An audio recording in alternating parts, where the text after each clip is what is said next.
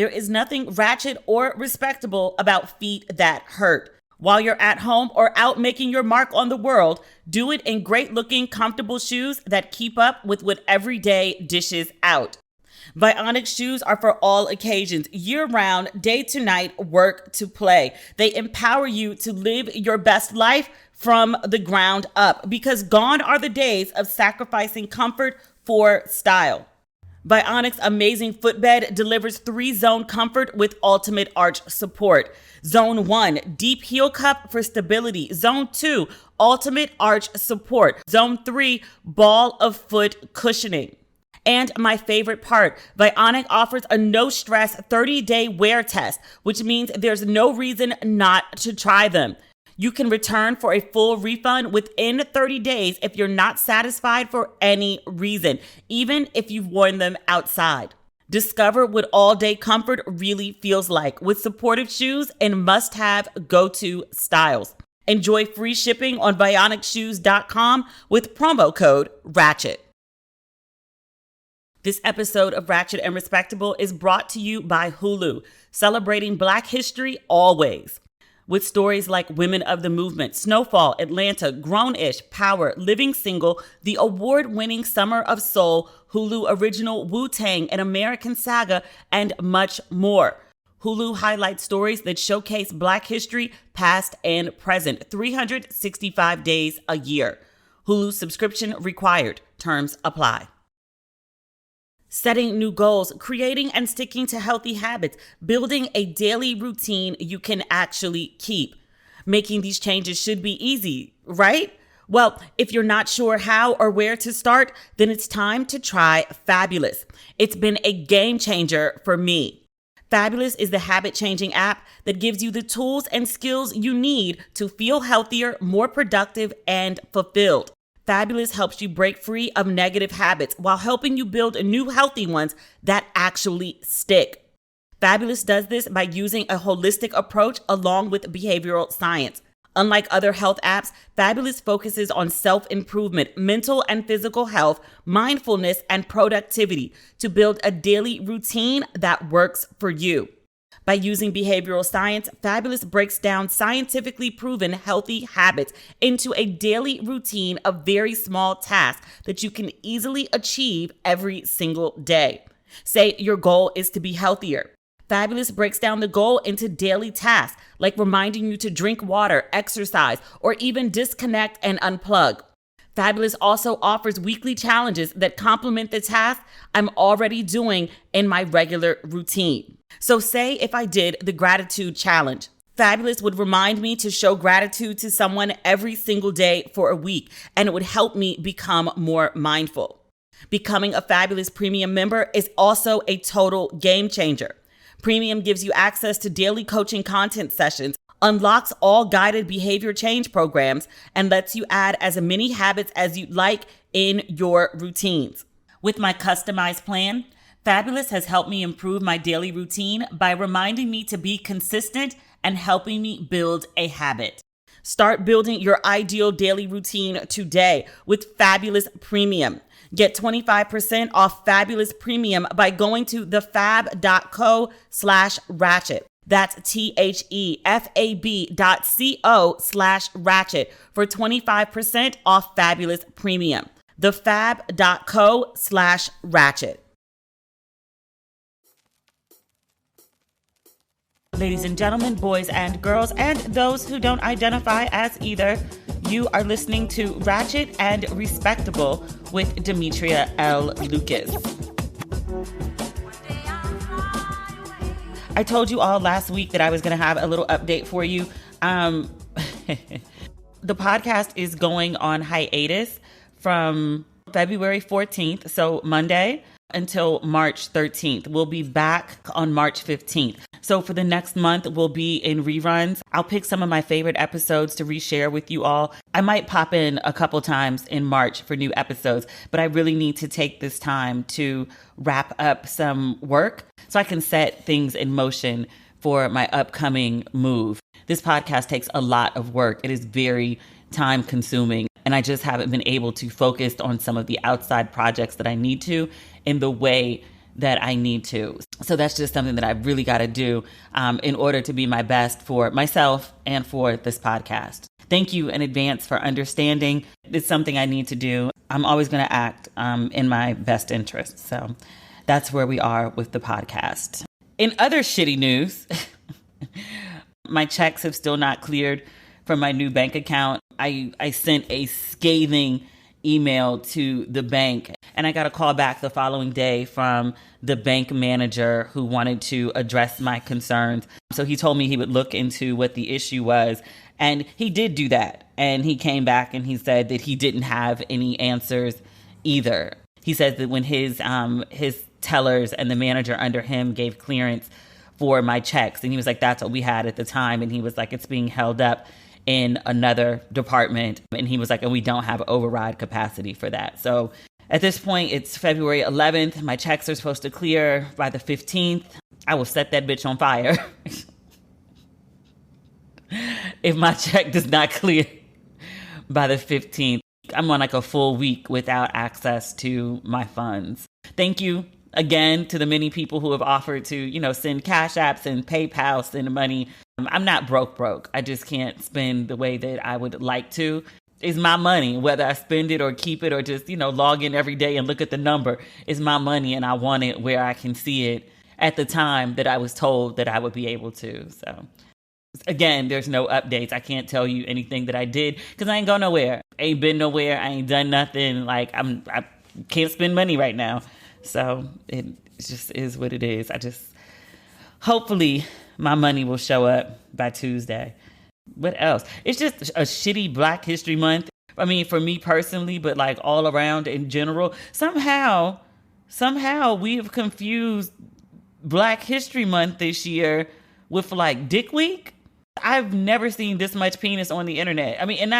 Short of like watching porn, but like so much penis on the internet. Nelly's penis is on the internet. He said he accidentally leaked his penis. I was like, I don't understand how you leak a full video accidentally. Nelly seemed to imply that his account was hacked, that someone had uploaded it to his stories. That seems very unlikely to me. I said that though before I saw the video, because once I saw the video, I was like, well, maybe somebody else did upload this.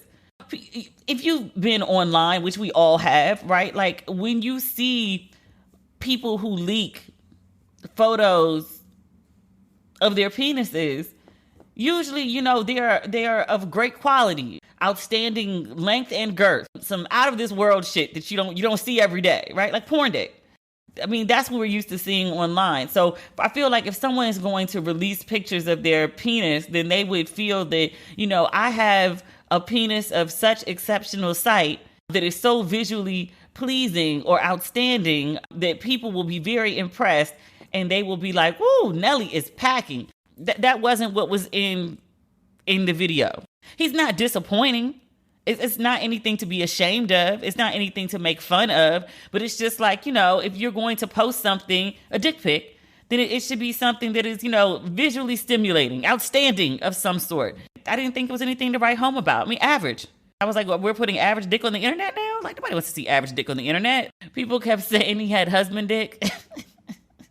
Which I was like, what exactly is husband dick? I had never heard that term before. And my readers had to explain it to me. And they were like, he's good on paper. He communicates. He has some emotional IQ in so many ways. Like he's a good, solid guy. And so, he doesn't have like, porn dick, but everything else is great about him. And it's good. It's good if he has technique, it'll do. And I was like, okay, that's pretty much what I was saying. When I did a review of his sex video, I didn't realize there was a shorthand name for it. I would have just said, husband dick. I said it was nothing to be embarrassed by, but also nothing to write home about. And I said if he, had additional skills, some good, like passionate energy, if he was vocal, which he appeared in the video to be a vocal man. He verbally expressed his joy. He like moaned really loud at one point, and I was like, for the work she's doing? Like, okay. But he seemed to enjoy it, and that's all that matters. And I was like, if he has like, if he's working with, that package, and he has some additional skills that, can upgrade the package. Like you buy a nice car, right? It's not the fanciest car, but then like throw some D's on that bitch. Then all of a sudden it's like, it's something special. It's like souped up. Then it'd be a great experience all the way around.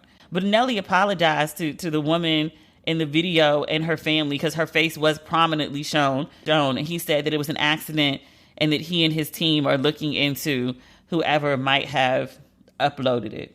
I did feel bad for the young lady. Like, I think part of our society, we sort of just accepted that, sex tapes are a thing and that sometimes they leak. I didn't see the woman in the video and think, any kind of ways about her. It was two grown people engaging in a consensual sexual act. It's an act that at once, people were very ashamed to say that they did. But, now people, will do it in the middle of a paint party. But, she was performing an act. I don't see any shame in doing it, but I'm like, surely she didn't want the whole goddamn internet to see her doing it. Because I'm like, did your mama see it? Did your auntie see it? Did your employer see it? Did your pastor see it? Your beautician, did she see it? When things like that happen, every person who knows someone sends that to them and be like, oh my God, did you see? So, now everybody knows that she joyful. I don't know if it was joyful. I'll say it's pleasing because he was making a bunch of noise. I don't know that she didn't really look enthusiastic or joyful. She was going through the motions of it. She didn't look really into it, but she didn't like she was forced to do it. She just, like she was just doing it like, oh, all right. He enjoyed it. I guess that's what counts in that moment. Who else's penis was on the internet? Little Fizz. They said he looked like the little mushroom from Super Mario Brothers. And I was like, that's so mean. That's so mean. And then I saw the picture and I was like, well, that's accurate. And then there was this rapper, and I will not call his name because he was outed. Obviously, he didn't upload his videos plural. There was one of a gentleman performing oral sex on him, and then there was another video of him performing oral sex on a gentleman. Now that gentleman, that's I think what we all thought Nelly might have been working with. Like that gentleman, that was a blessed gentleman. And Rapping Sir was going to town. I was like, oh, like that's kind of what we expected from like a Nelly video. Like, that kind of package and a woman putting in that kind of work. But, that wasn't what we saw. But said rapper, I saw 2 videos of him, and the one that he was being serviced, I didn't really pay that much attention to his junk. And then the one where he was giving service, and I was like, okay. Skills. I see your skills, bruh. The internet has reacted, I think, overall, because, there's always a few. But overall, I think the internet has reacted very better than what I expected of people, because Al Gore's internet is something else. But people have reacted better than what I expected to the outing of the male rapper. Black guy, I guess like in his mid-20s, late 20s. Outing, obviously. People didn't know he was gay. But I saw a lot of people just being like, that's wrong to out him. I didn't see people calling him out of his name. I saw a lot of people being like, what that got to do? Like, I still like his music. Like, I'm going to listen to him. I know we still got a lot of steps to take forward. I think we've taken a gigantic leap when it comes to gay Black men, at least. I wish we could take a gigantic leap when it comes to Black women and misogyny, because I feel like we're regressing sometimes in that area. Right before I set up my microphone to talk to y'all, I was on Facebook, and there is this viral post from a man. He's confused as to why the woman he's dating won't go along with the proposition that he made. So he met this woman, and she's a single mother. He didn't say how many children she has, but a single mother. And he said he really likes this lady. He's willing to commit to her. He wants to, he said, quote, buy property with her. He wants to, set up like an official thing. He didn't say nothing about marriage, but he wants to, be with her, right? Grow with her, build with her in some capacity. That she wanted more children. And he, who doesn't have children, he said to her that he wanted his first child to be with someone else who it was also their first child. And so his proposition to this woman who he's in a relationship with, he said to her that he wanted to meet someone else who didn't have children and then have a baby with this woman so he could have his first child with somebody who was also having their first child. And the woman, for obvious reasons, I can't even get this shit out with a straight face, balked. And then so he got on Al Gore's internet, because Mr. Gore's internet has been very busy this week, asking people, talk to me. He was like, because I feel like if I'm willing to, raise another man's child, you should be willing to let me go have my first child with somebody else. Like, you had your first child with somebody else. Let me go have my first child with somebody else. And then I can come back to you. And now I have my first child. And then now I'm going to be with you, help you raise your kids and take care of them. And we should be good. And he did not understand why this woman wasn't cool with it. And then also, once people started commenting and essentially being like, nigga, what? Lorenz Tate voice. He was confused at why people were confused. And I was just like, sir. I have said many times, there's a lot of men that don't like women. Sex with women, sure, but actually like women, no. Because you can't actually like women and have so little respect for women that you would ask somebody who, by your own admission, you're like, I really like her, I'm feeling her, and then want her to understand you in a relationship with her, going to pursue another relationship and creating a child with somebody else, and all of the responsibility, financial, emotional, and otherwise, that comes with creating a child with someone else and having to deal with that other person and raise another child with that person and then come back to you. I don't even know what to call it. Like, it's not a break baby. It's not cheating. If you want to be in a polyamorous relationship, then just say that. Don't go to somebody monogamous and then try to convince them to do something that they're not into. Which brings me to my second point. I think a lot of what passes is modern dating right now, especially for men, is meeting a woman who is fundamentally opposed to the things that they want and then trying to convince the woman to change their mind as some sort of, they say it is like proof that you love me or like loyalty but I don't think it's any of those things. Like, I think it's just a gigantic ego stroke. It's almost like the idea of like a pimp meeting a woman and like breaking her, like convincing her to go sell her ass on the block. Because like I watch these discussions online all the time about men. Why won't you, bitches usually, why won't you go 50-50 on the bills? Or why won't you accept a coffee date? Why won't you serve me? Why won't you submit to me? Each time these conversations occur, there's tons of women in the comments who agree with men's take on how a woman should be. There's always tons of women. I mean, we call them pick-me's, but maybe that's just how they were raised and that's how they want to operate. Maybe they're just like, you know what? I want to submit to someone. Like, I want to fix your plate first. I want to serve you on ceramic and never paper. I want to, go 50-50 on the bills with you. I want to go on a coffee date with you. I want you to lead me. There's always these comments, which means there's a whole bunch of women that think this way. But it was like, why do men keep skipping over the women who are aligned with what they want? But they always skip over those women to just loudly complain about all these bitches who won't do the things that they want them to do.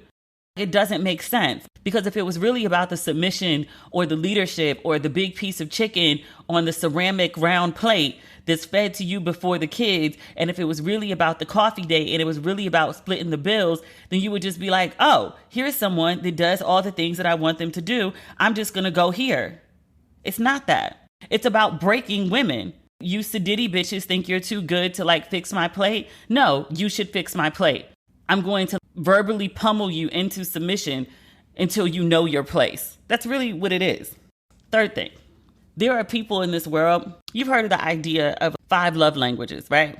Acts of service, gifts, verbal affirmation, physical touch, quality time. I would like to suggest there's a larger than uncomfortable group of people whose love language is dysfunctional as fuck.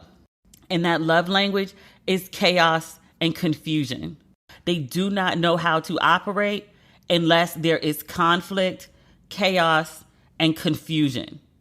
This scenario I just described, that this guy who wants his first kid with someone else who is also having their first kid, Fine. If that's what you want, fine. I don't see anything wrong with that. Why would you date someone with children? There's tons of women that don't have kids. Why not go date one of those women as opposed to meeting this woman, meeting her children, telling her you want to commit to her? He actually said willing, as if he was doing her a favor, telling her he wants to commit to her. And then, oh, by the way, I have criteria for that.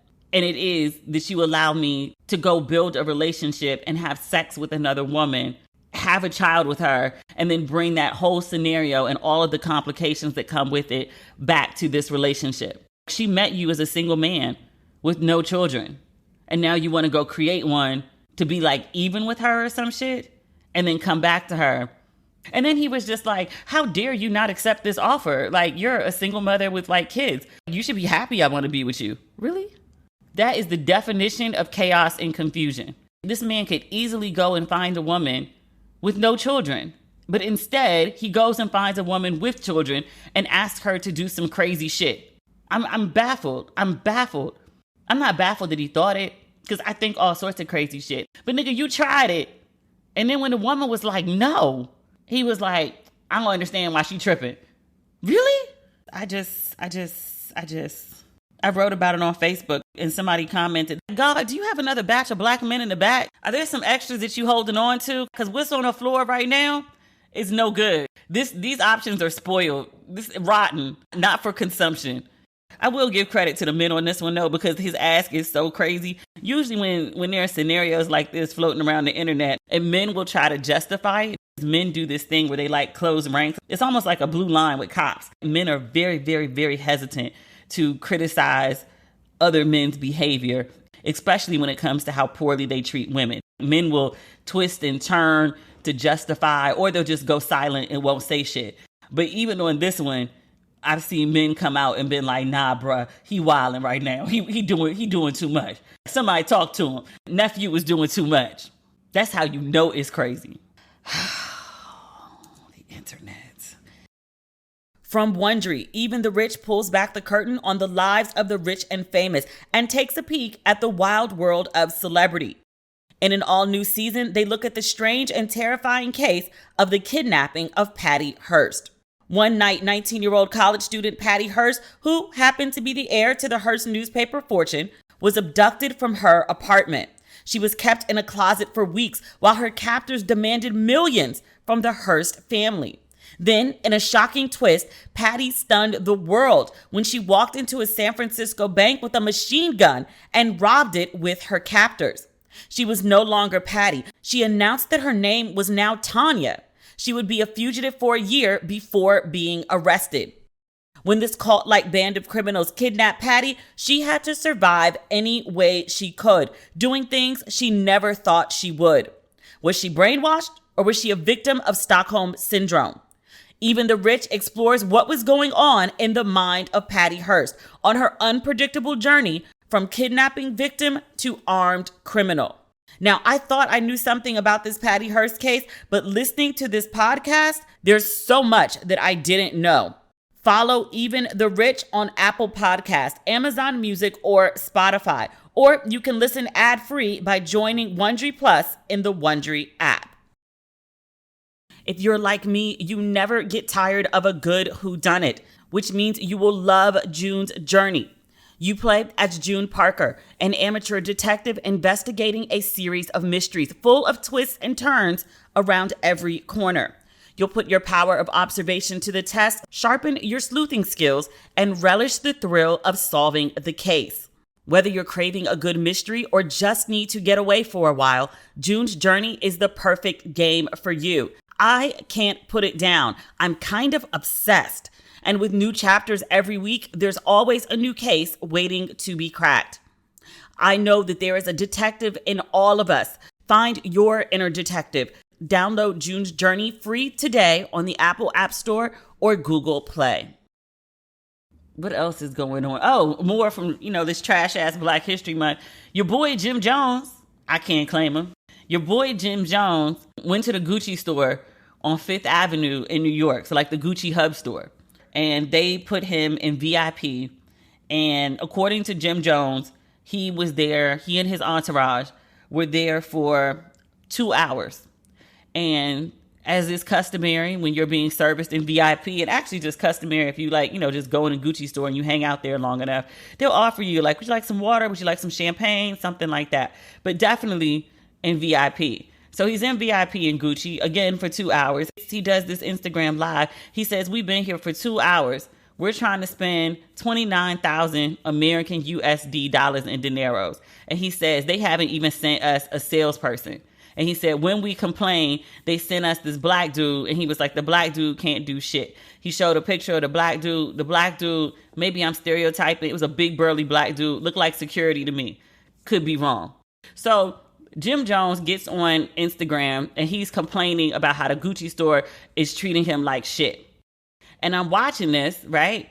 And I'm thinking, it's always been weird to me ever since that incident where Gucci had those black sweaters with the blackface red outline for the mouth. It was a huge thing. And then all of a sudden it went nowhere. Dapper Dan was already signed to Gucci. Gucci threw Dapper Dan out front to quell the situation. There was this big meeting up in Harlem. Dapper Dan, Beth Ann Hardison, a lot of other big black names in fashion. And they called in all the editors and they called in all the influencers. They had a list of changes that they wanted Gucci to make. And they were going to do all this diversity and inclusion. And maybe it happened, maybe it didn't. I have no idea. I just know after that meeting, all the cool black people on Instagram were wearing Gucci all of a sudden. And I was like, did y'all buy this or y'all got it for free? I'm asking a question I don't know. But then all of a sudden there was no more Gucci controversy and everyone was wearing Dapper Dan Gucci. I mean, specifically Dapper Dan Gucci, which is like the black Gucci, but still Gucci nonetheless. There was no more talk of a Gucci boycott. There was no more boycott. Everybody black famous and their mom was wearing Gucci. Okay, y'all clean that up quick. But now Jim Jones is back in Gucci. He's saying Gucci's won't service him. And I'm thinking, watching this, I was like, oh, Gucci's on that bullshit again. But then I'm also thinking, why the fuck are you still in the store? Why the fuck are you still in the store? You've been in the store for 2 hours. You're in VIP. You've been to Gucci before and you know that it's supposed to happen in VIP because you've been in VIP Gucci before. They're not giving you the service that you're accustomed to giving. You've gone live and you're implying that it's because you're black. Why are you still there? Like, I'll give you the first 10, 15 minutes. I'll give you maybe 20. After that, you've gone in the store, you're trying to spend thousands of dollars. You're not buying essentials. You're not buying medicine. You don't need Gucci. You want to spend your money in this store and they're making it clear to you that they don't want your money. That's why no salesperson has come over. That's why no one's offered you, like you said, not even a bottle of water. Certainly not champagne. So why are you still there? You sat there and let these people treat you like shit for 2 hours and you're still standing in there talking about you want to spend your money. Why? Why? Because I'm listening to the scenario as you're framing it out of your mouth. And I'm thinking, oh, Gucci on that bullshit again. But I'm also thinking, what the fuck is wrong with you? And why is your self-esteem so low that you want to spend your hard-earned money with people who don't want you to spend it on them? What is it about this label Gucci? What is it that this does for your self-esteem or your brand or your whatever that you must have Gucci? You can't take it down the street to Louis? Like YSL is right there too. Hermes is right there too. You can literally walk the block and find a whole bunch of other European designers. Chanel is on the same block. Literally walk the block. Why? What is it about Gucci? What is it about your self-esteem that you still want to sit there and spend the money? So this is what I'm thinking watching the video. The next day, it comes out that Jim Jones is shooting a video. He's shooting some video called Shopping Spree, and he and his entourage had been going to the stores up and down Fifth Avenue with no clearance to do this, by the way, throwing around money like they're in a strip club, making a ruckus and filming the whole thing. That's why the folks at Gucci weren't assisting him. You went up into, and I would say this, not even just you going in Gucci. I would say this, you going into H&M. I would say this, you going into Forever 21. What in your right mind makes you think you can walk into somebody else's place of business, short of a strip club where it is appropriate to throw money in the air, but to throw money in the air and just start videotaping shit, like just to create your own video and cause a ruckus at somebody else's place of business? Jim Jones ran up in them stores acting a nigga. They wouldn't assist him. And so he got on Instagram complaining about them. Sir, you don't weaponize racism that way. Getting on Instagram trying to get people to feel sorry for you like you've been persecuted and you're trying to cry racism because you went to the store and they're not putting up with your fucking shenanigans. You're lucky they didn't put you out or try to call the police on you, because that would have been real fucked up, right? Nigga shit. Oh, Black History Month. Black History Month. Kim Kardashian is on the cover of Vogue. Technically, it's the March issue, not the February issue, but magazines drop a month in advance. So Kim's March Vogue cover is hitting the early second week of February. It certainly does not help that, well, many things don't help. One of them being that Kim is a white woman. Kim is darker than me on the cover of Vogue. I was like, ma'am, how much tanning did you do? This is not the first time that she's basically brownfished on the cover of a magazine. I can't remember the other one. I posted it on my Instagram page when it happened. She had on like a short black wig. It was very much giving Elizabeth Taylor. She looked really pretty, but when I scrolled by, I was like, who is this black woman? I was like, is that Sierra? Is that Lala? Is that... Oh, it's Kim. The same thing happened with this Vogue cover. I knew it was her because I saw it on her account, but I was like looking at the image. You are the color of your biracial children, ma'am. You are not biracial. You don't have brown. Where did all this brown come from? It's a pretty image, but she's brown fishing. Diet Prada pointed out the African-American influences of her styling, her posing, of the art direction, really, of the whole shoot. One of them was a very classic Nina Simone photo. Another one was a very classic Beyonce photo. A couple other ones were nods to Naomi Campbell. So for the March cover of the magazine that everyone knew was dropping in February, y'all decided to put a white woman on the cover and brownfish her out and then give her a bunch of poses and art influence inspired by Black women. Okay. I didn't read the article. We've had to talk about Kim and Kanye the last couple weeks because Kanye has just been out here doing crazy shit and Kim responded to him. I don't care. I'm so sick of hearing about their damn divorce. I saw some people saying that, like, you know, Kanye is the only reason that Kim ever got in Vogue, and Kim has even said as much. So for her to go to Vogue and talk about, I'm doing it alone, is such a jab at Kanye. We talking about the same Kanye who's been harassing her and shaming her in the media for months. That Kanye? It's really nice when people take the high road. They're not obligated to. I don't see anything wrong with Kim talking to Vogue. I mean, yes, like Kanye introduced her to Vogue. So what is she supposed to do? Tell Vogue no? Because Kanye is not around anymore? Or she's trying to get rid of him? Bah. I think they could have saved that cover for another month. I mean, if you want to give the cultural capital of cool that comes with Black culture, don't spray paint a white woman brown. Just put a Black woman on the cover. It really could be that simple. You ain't got to spray nothing down. You ain't got to worry about the color smudging off on any of the clothes. Just put a Black woman on the cover. It's easy. There's tons of them. Euphoria is a really popular show. Biracial Zendaya is the same color as Kim. Put her ass on the cover. Has she been on a Vogue cover? I think she's earned a Vogue cover. Put her ass on the cover. But they put Kim on the cover. I saw a bunch of people saying too, they were like, well, why isn't Andre Leon Talley on the cover? And I was like, y'all, get a grip. That was never going to happen. Even if Andre Leon Talley had not torched his bridge with Vogue before his untimely passing, Chiffon Trenches only came out within like the last year or two, and he shitted on the editor-in-chief and basically the whole white fashion industry. He was never going on the cover of Vogue after that. But also, he was never going on the cover of Vogue before that. Andre Leon Talley is extraordinarily popular with Black people, a certain kind of Black people who are really into like fashion and entertainment.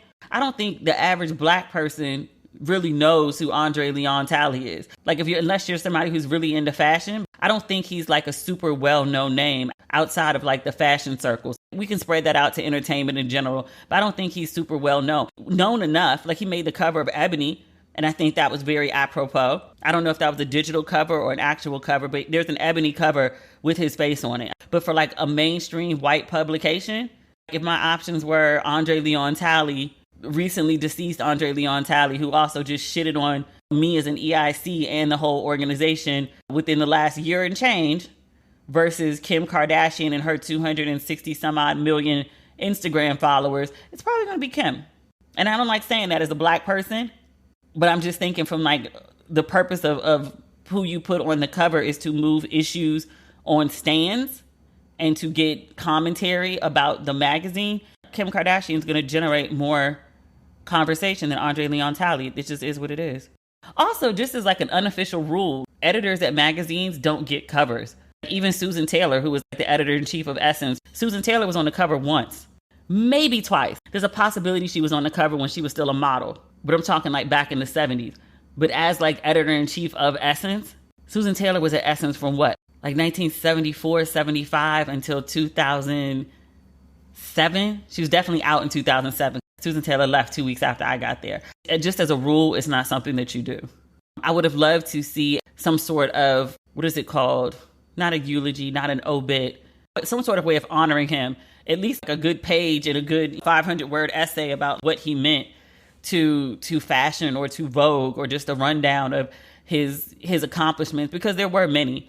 I think just because of the timing that this Kim cover is hitting, and when Andre Leon Talley passed, that March issue might have already been shipped on its way to print. They might not have been able to get something about him in the March issue just because of the timing of his passing. If there's nothing in the April issue though, okay, I know you're not putting him on the cover, but he was a Vogue editor for a significant amount of time. It's kind of like, I mean, stay with me here. It's a reaching analogy, but just stay with me on the overall of it. It's kind of like when Princess Diana was killed, Queen Elizabeth took forever and a day to say something. Her thought process at the time was, she's no longer part of us. But everybody else was like, nah. Like, we know her because of you, and y'all did her dirty. Acknowledge her. And that's always been like a big stain about Queen Elizabeth, about how she didn't acknowledge Diana. I think it took her like 3 days to say anything, and people were pissed about that. I think the same thing would happen to Vogue if they didn't acknowledge Andre Leon Talley in print. I understand the several reasons he didn't make the cover, but to not mention his passing in the magazine, at least give him a full spread. So you have to get a photo and 500 words about his greatness written by somebody great. Even though he burned a bridge with the magazine, he still played a very important role in making Vogue the brand that it is. He was very instrumental in shaping it. So run that man his spread and his big photo, if not a full collage. That's the right thing to do. Leave the pettiness out of it. Like that was one of your own. Acknowledge him. Online shopping isn't slowing down anytime soon, but is your business ready to keep up the pace? With ShipStation, you'll never have to worry about shipping again. Make the switch to a solution that handles all of your shipping needs quickly, affordably, and painlessly. ShipStation is already trusted by over 100,000 e-commerce sellers, including me. I use ShipStation to ship all of your Ratchet and Respectable merchandise, and I've used it for years. Using ShipStation means I have no headaches when it comes to dealing with returns and return tracking. It also means my business can access the same discounted rates usually reserved for Fortune 500 companies. And because shipping is the easiest part of my online store, I can spend my time focusing on bigger ideas like better quotes for better merch. Ship more in less time with ShipStation. Use my offer code RESPECT to get a 60-day free trial. That's 2 months free of no hassle, stress-free shipping. Just go to ShipStation.com, click on the microphone at the top of the page, and type in RESPECT. ShipStation. Make ship happen. Kick off 2022 with a better checking account with no monthly fees. Chime, an award-winning app and debit card, has no overdraft fees, foreign transaction fees, monthly fees, or service fees. With over 60,000 fee-free in-network ATMs at many locations, like most Walgreens, 7-Eleven, and CVS, you can access your money when you need it, where you need it. I love how many options they have available. You can also send money to anyone, even if they aren't on Chime. Fee-free for you and no cash out fees for them. Make your first good decision of the new year and join over 10 million people using Chime. Sign up takes only 2 minutes and doesn't affect your credit score. Get started at chime.com/ratchet. That's chime.com/ratchet. Banking services provided by and debit card issued by the Bancorp Bank or Stride Bank North America. Members FDIC. Get fee-free transactions at any MoneyPass ATM in a 7-Eleven location and at any Allpoint or Visa Plus Alliance ATMs. Otherwise, out-of-network ATM withdrawal fees may apply. Sometimes Pay Anyone instant transfers can be delayed. The recipient must use a valid debit card or be a Chime member to claim funds. I don't know if it's the accents or the tea or the driving on the wrong side of the road, but no matter what it is, I love British TV, and I'm getting my fill and then some thanks to Acorn TV. Acorn TV is the largest commercial-free British streaming service that features compelling stories, exclusive premieres, and originals you won't find anywhere else. Acorn TV has hundreds of exclusive shows from around the world, including award-winning mysteries, dramas, comedies, history, and so much more. The series you find on Acorn TV are cleverly written, visually striking, and feature renowned actors and hosts like David Tennant and Mary Berry. I'm currently binging Queens of Mystery. This Acorn TV original follows the adventures of 3 crime-writing sisters and their 28-year-old niece, who is a detective. Using their knowledge of crime, both real-world and fictional, together they solve murders in a picturesque English region. But no matter how many cases they are able to crack, the unsolved mystery that haunts all the characters is that of a family member's disappearance 25 years ago. You get thousands of new enthralling content on Acorn TV for a fraction of the cost compared to most streaming services at just $5.99 a month. I love that they have so many options and so many original shows. With Acorn TV, I always get my British fix, and you can too. Try Acorn TV free for 30 days by going to acorn.tv and using my promo code RATCHET. But you have to enter the code in all lowercase letters. That's ACORN.TV, promo code RATCHET, to get your first 30 days for free. Acorn.TV, code RATCHET. What else do I have on this list? Oh, I want to make a correction from a couple weeks ago. We were talking about the casting for The Color Purple. Taraji P. Henson was cast as Shug Avery, and I asked, can she sing? And I was very careful when I asked that. Taraji is a woman from DC. She is a hometown girl. Taraji is very beloved, so no shade ever for Taraji. And I gave the benefit of the doubt. I don't know if she could sing. I know she's from an era of people who could sing, dance, and act. So many of you did write into me and they were like, yes, ma'am, Taraji can sing. Yes, ma'am. I was like, I'm sorry. I did not mean to offend. Many of you pointed out and they were like, Taraji P. Henson did sing in Hustle and Flow and can carry note and tune. Okay. Many of you also pointed out that she's hard out here for a pimp and that song did win an Oscar. She did not sing on the version that won an Oscar. The Oscar for Best Original Song went to 3 6 Mafia. Taraji does not have an Oscar for that song, but she did sing the song in the film. And I did not go back and look it up because I don't even think I made it through that whole film. That was a terrible film. I'm sorry. It was a terrible film. And that role was beneath Taraji. No judgment. But if y'all say she could sing, I'm going to trust black women and believe that she could sing. Fair? Okay. Is there anything else going on? Yes, there is something we want to talk about. I don't know if this story, I don't watch the news anymore. I don't know if this story is circulating everywhere else. There was this huge story earlier today in the Los Angeles Times. Horrific allegations of racism prompt California lawsuit against Tesla. This is a huge story. In LA, it feels like every other car is a Tesla. I have never seen so many Teslas in my life. In my building, when I'm driving out, I pass at least 8 or 9 Teslas. I counted one day. Tesla trucks, Tesla cars, like it's just in my building. There's tons of Teslas. So this story about Tesla and its racism is explosive here. Even before the story begins, there's a warning on the story. Quote, this story quotes several racist slurs allegedly directed at black workers at Tesla's California plant, according to a lawsuit filed against the company. How bad could it be? Oh my God. So just to be clear, the headline that says horrific allegations of racism prompt California lawsuit. It doesn't mean a random organization or group in California decided to file a lawsuit against Tesla. The Civil Rights Agency of California, the whole civil rights agency of the whole state of California, the state of, is filing a lawsuit against Tesla for all the crazy racism that's been happening at Tesla. This lawsuit is the result of a 32-month investigation. Again, I'm reading from the LA Times. This is what the lawsuit alleges. Quote, Tesla segregated Black workers into separate areas that its employees referred to as porch monkey stations, the dark side, the slave ship, and the plantation.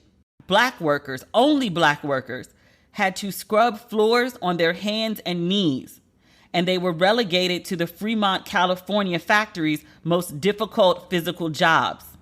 Graffiti, including KKK, Go Back to Africa, a hangman's noose, the Confederate flag, and quote, fuck niggas, were carved into restroom walls, workplace benches, and lunch tables, and were slow to be erased.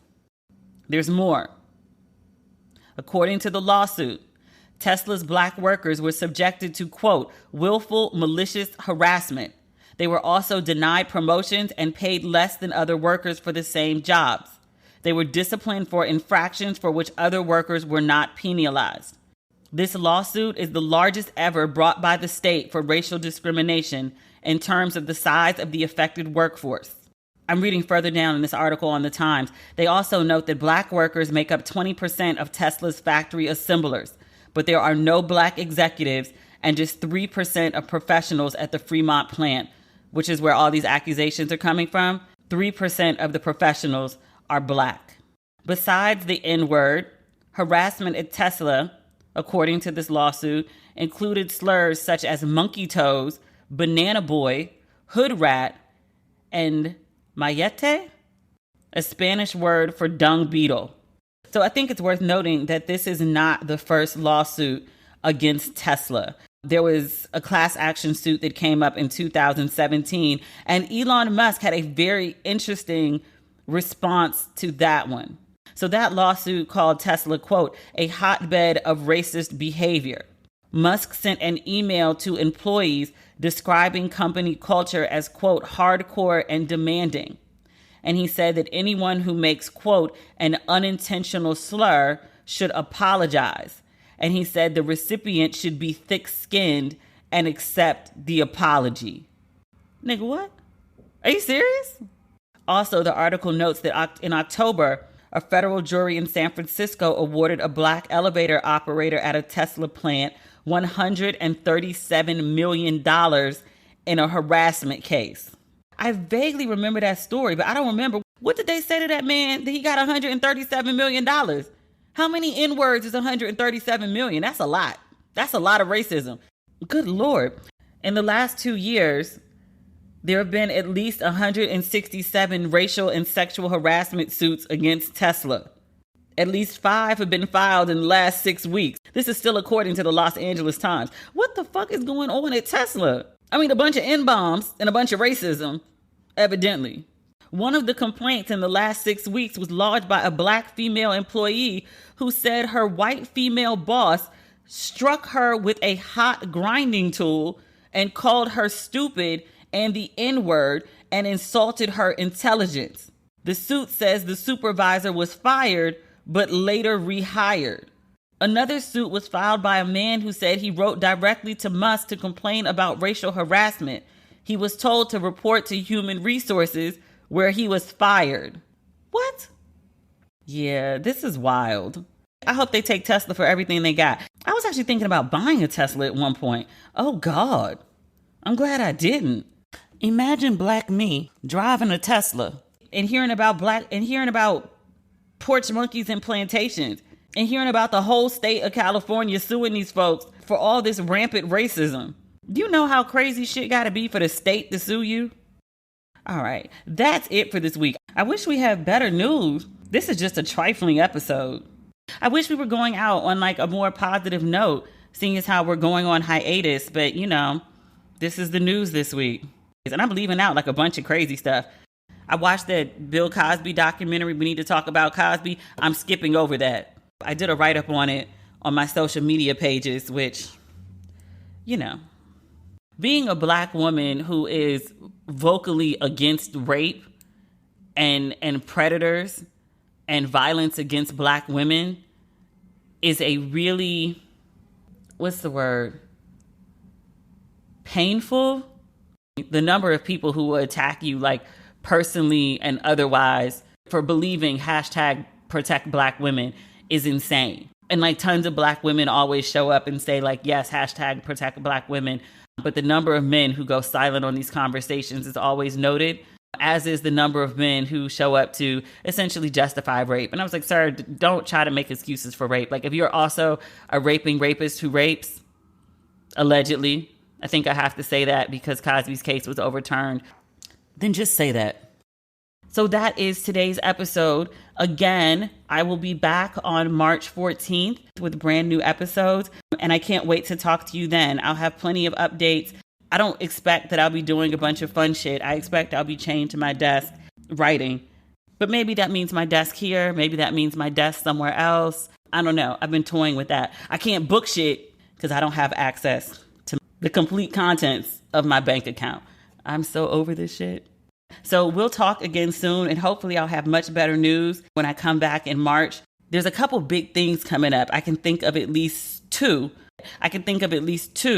off the top of my head where I may need to do podcast episodes. I'm not promising anything, but I might not be gone as long as I expected. So we'll see. But in the meantime, I will be on social media. So if you need like your Ratchet and Respectable fix, I won't be posting at the same regularity that I am now, but Snowfall is coming. I will be reviewing Snowfall because like that's my show. I live for Franklin Saint and his fine ass uncle, who is more lovely in real life than he is on TV. Like he's a lovely human. So, oh gosh, I feel so bad saying goodbye. We're not going to be sad. We're just going to treat it like normal. If you have not picked up your merchandise for Ratchet and Respectable, you can still grab it on demetriallucas.com. We've got the hoodies, we've got the crews, we've got the t-shirts. If you want to support the podcast, there should be something in your size. We also still have like the Don't Waste Your Pretty like mugs and a few hoodies. They're on sale. I think we only have 3X and 4X left, but we do still have Don't Waste Your Pretty t-shirts and Don't Waste Your Pretty mugs. So if you want those as well, they're there. Okay. Until we speak again, y'all. Bye.